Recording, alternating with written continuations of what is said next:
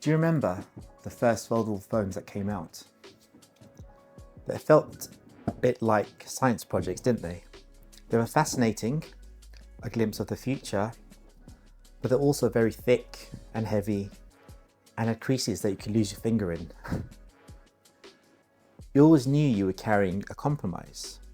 For the past few years, we've seen them get better in small steps, incremental improvements. But this doesn't feel like an increment. This feels like a genuine leap. It feels like the moment the foldable concept finally grew up and stopped being a novelty.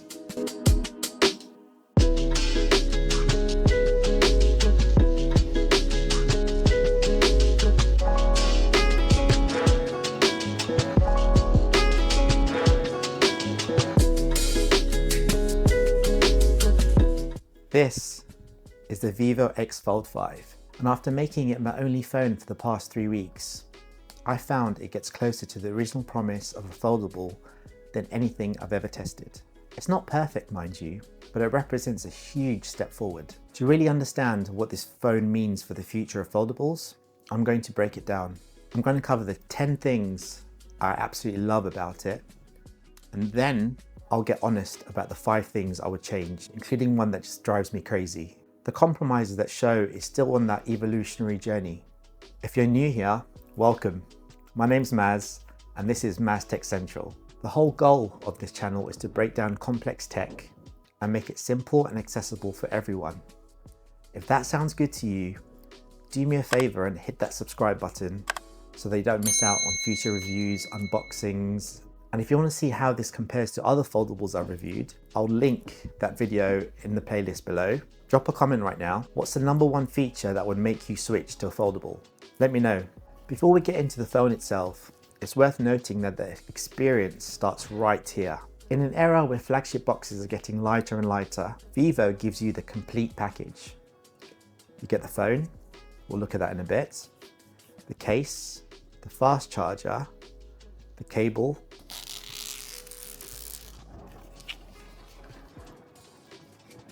all the essentials that have strangely become optional extras for other brands. Alright, let's get into the 10 things to love. The single biggest compliment I can give this phone is that I often forgot I was carrying a foldable. At just 217 grams, it's lighter than my morning coffee in its travel mug. And it easily slips into a jacket pocket without the usual bulge we associate with these devices. And when unfolded, at just 4.3 millimeters, it's just so thin it almost disappears when you look at it side on. This isn't just an engineering flex. It fundamentally changes the psychology of owning a foldable. It moves from being a special occasion or work device to being just your phone. It's the first of its kind that truly feels comfortable as a daily driver and not just a novelty. The magic behind the thinness is this hinge. Vivo use what they call a linear equal resistance mechanism.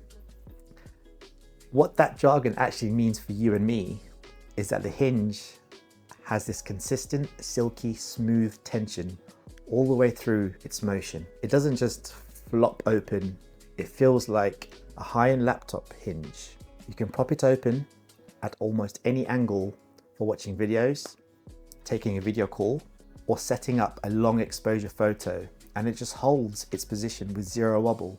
It inspires a level of confidence that's been missing from a lot of earlier foldables. A foldable is nothing without great screens, and these are breathtaking.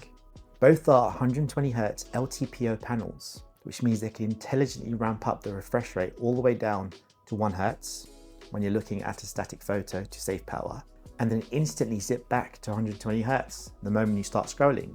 But the real headline is the brightness. Your typical high-end phone might hit 1500, 2000, 3000 nits of peak brightness.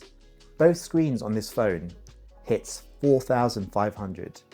It's not just visible in direct sunlight, it's effortlessly clear. I'd go out for a full day shooting photos and videos, navigating with maps, listening to podcasts, and using that big screen. And I'd come home with still 40 to 45% left. That's not just all day battery life. That's all day and don't worry about tomorrow life. It's the first book style foldable I've used along with the Honor Magic V5 that has truly eliminated battery anxiety.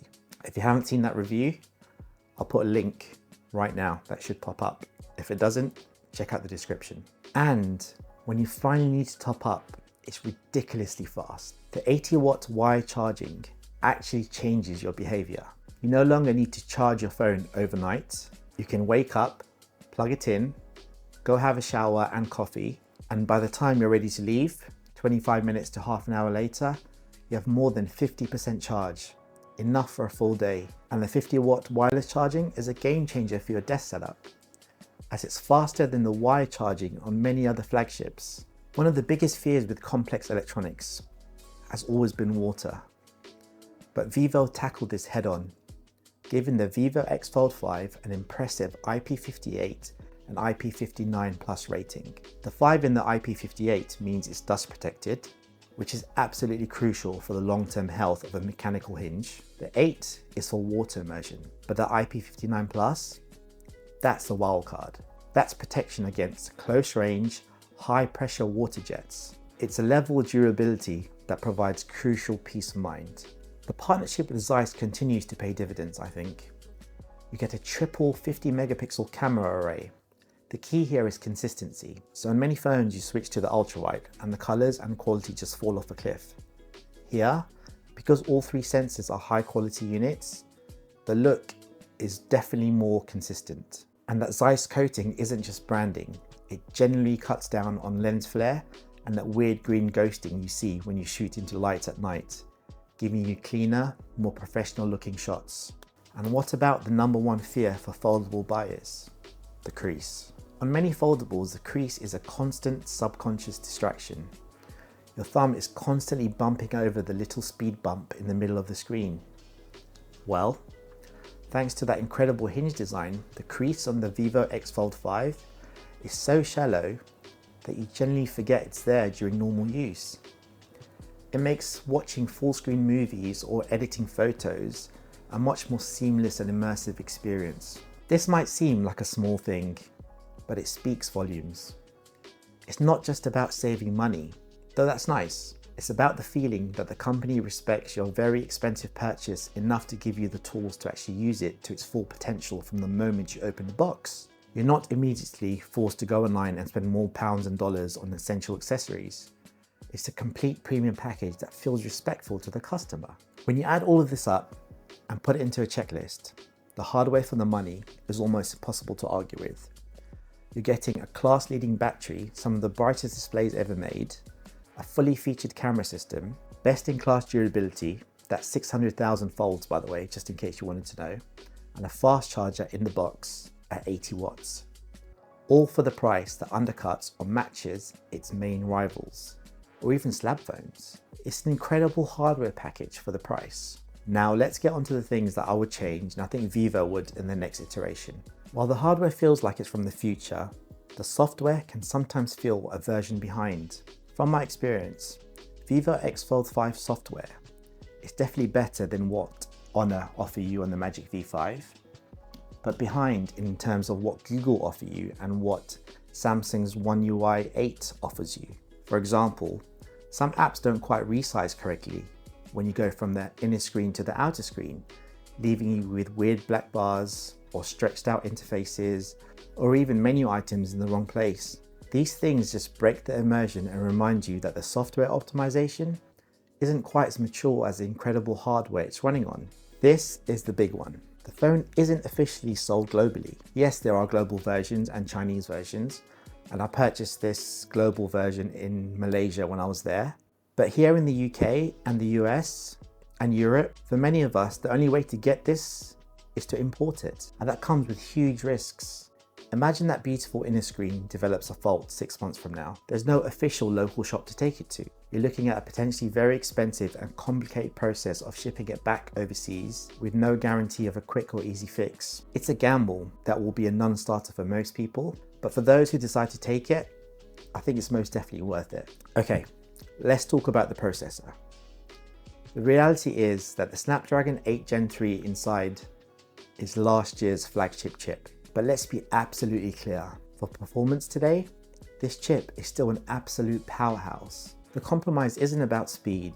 The real issue here is longevity and value.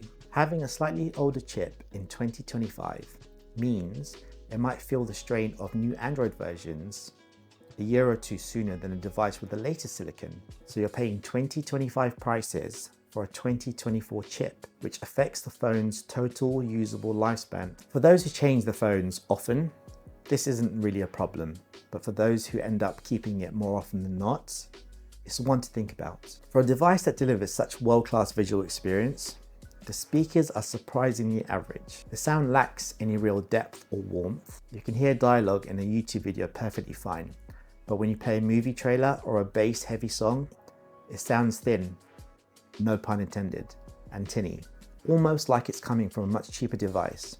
Now don't get me wrong, I know it's physics. It's hard to strike that balance of having a thin phone with great sound, but on a phone that's so clearly built for an immersive media experience, the underwhelming audio is a real shame and stands out as a weak link. Okay, let's talk about something that seems small, but drives me crazy every single day. I want you to think about how you launch the camera on your Android phone. If you're like me, it's muscle memory, right? A quick double press of the power button and you're ready to shoot. It's a simple, universal feature on nearly every Android phone. Well, on the Vivo X Fold 5, you can't do that. A double press is hard-coded to open something called Access Card, which is Vivo's system for your payment and transit cards. It's useful, I guess, but I have Google Wallet, and locking the most valuable shortcut on the phone to only that feature is baffling. Now, you might be thinking, but Maz, it has this new Apple-esque action button, but look where it is. This is the power button, this is the action button. It's all the way up here, near the top of the phone. It's completely out of reach for a natural one-handed grip, especially when you're quickly pulling the phone out of your pocket to capture a moment. You have to do this awkward shuffle, rearranging your entire hand just to reach it. I'm not sure on my whole body shuffle there. It turns a seamless, instant action into a clumsy two-step process. Yes, it's a small detail, but for me, it's a daily annoyance and a strange oversight on a device that gets so many of the big things right. So, what's the bottom line on the Vivo X Fold 5? This device represents an incredibly significant step forward for foldable technology. It addresses many of the historical pain points that have held the form factor back. It's commendably thin and light. The battery life is truly outstanding. The displays are brilliant. And the Hinge is a masterclass in engineering. It showcases some of the most impressive hardware we've seen in a foldable to date. But, as we've discussed, this is a crucial but. It comes with those significant compromises, especially regarding its software polish, the slightly older top-tier chip, and critically, its limited global availability. I'm not sure why Vivo does this. They've clearly got great phones. I mean, I've been using the Vivo X200 Ultra for a while, and that's great. So here is my final advice.